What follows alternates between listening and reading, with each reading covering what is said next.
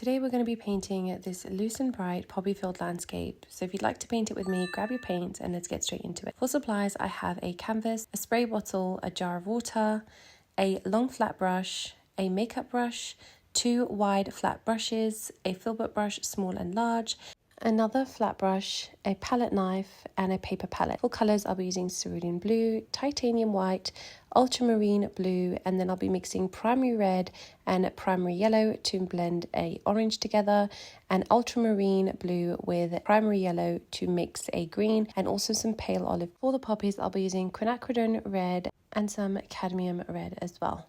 Starting off, I'm going to very generously spray my entire canvas with water, and taking my long fat brush, I'm going to grab some white and a little bit of the cerulean blue, and I'm going to be painting the sky first. Now this kind of blended landscape really needs to have the canvas to be wet at all times. You want to be making sure that your canvas is wet. Feel free to use the spray bottle at any time to just keep your surface really nice and wet so that the paint can actually blend together and you're not going to get these harsh streaks or lines coming as the acrylic paint is drying. So I'm kind of just mapping up my sky where I want it to be, and then I'm going to be going in with the next part of the landscape, which is the mountains.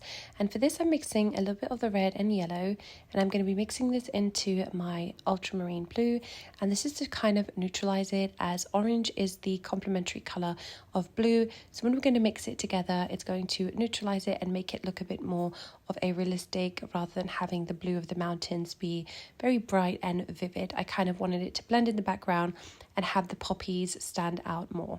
So I'm kind of just taking this and going in a mountain shape. This is going to be blended, so do not worry about how this looks at this moment. It will all come together in the end when we blend and get everything to have this really soft, out of focused effect.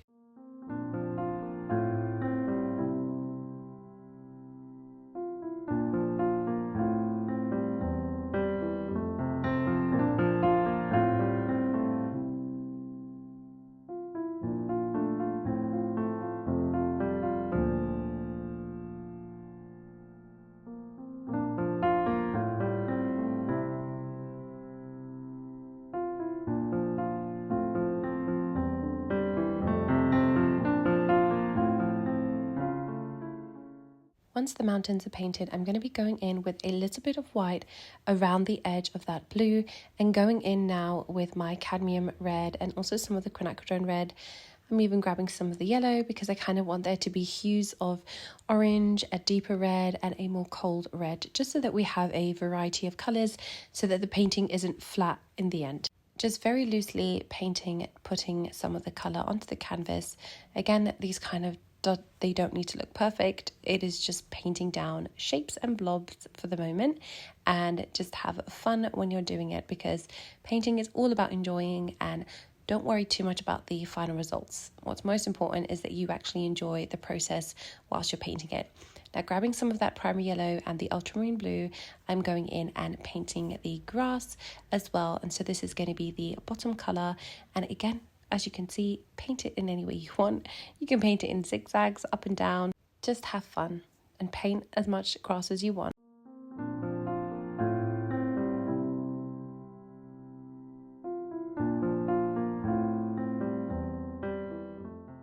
Now for the blending part, I'm grabbing my dry wide brush. Now this is not the largest size that I have, and I'm going up and down following the shape that we've applied with the mountain, and I'm going to be going backwards and forwards, staying in the exact same place. This is so that I can seamlessly bring the mountain and the sky to blend and fuse together. For the poppy and grass field, we're going to be using the makeup brush, and we're going to be going around in very small and light circular motions and almost dabbing at the canvas as well, kind of like how you would apply makeup. And I'm kind of going up and down and just doing these tiny little swirling motions to slowly bring the paints together. Now you want to be careful and not go too high into where the mountains are, and you don't want to go too down into where the grass is. This is to avoid the colors kind of blending and basically neutralizing themselves, and none of the colors that we've applied will actually be clear. So I'm just very carefully with my brush dabbing and trying to maintain the color as much as I can. Now you want to make sure that your paint is wet, so if you can see that it's starting to dry, give it a little spray as well to help maintain it. Now with my brush, I'm using a dry cloth to remove any of the excess paint that is on the bristles. So now that I've blended in the red poppies, I can go in with the clean makeup brush and I can slowly buff out the mountains as well. Don't worry if it doesn't look right at the moment. We still have another layer to go over, but this is just to create that first base of the colors slowly blending themselves with each other. And I'm now doing the same with the grass as well. So I'm blending in that green and just going in these small circular motions and blending it together with the red, so that slowly it becomes a landscape scene and everything blends together. Using again my dry wide flat brush, I'm going in with the mountain ears and I'm kind of slowly with a really light hand just bringing that color and trying to remove those marks of the makeup brush that we had in the beginning. And going back on my grass and my makeup brush, I'm kind of doing these upward strokes to kind of create this wispy grass effect, because the paint is still wet, so we can still move it around, and it really allows you some time to just kind of play around with your canvas. Grabbing some white with my long flat brush, I'm going to take a little bit of cerulean blue as well, and we're now going to go for a second layer. We're still going to be painting this whilst your canvas is wet, so you do not want to sit around and wait. This is a time sensitive painting, so you just need to keep going and make sure that you are doing all of this whilst your paints are still movable and they can still be blended together, because if your acrylics dry, you basically just have to start from scratch again. So I'm going in quickly for my second layer with some of the white and some of the cerulean blue, and I'm just basically repeating that whole first layer that we did. So I'm going to be doing the sky, then the mountain, adding some of the red for the poppy flowers, then going over with the grass, and I'm going to be reblending everything together again, so that this time the colors are going to be a bit more vivid, and also that blend is going to be a little bit smoother because we already have that first base layer underneath where the colors have already blended together.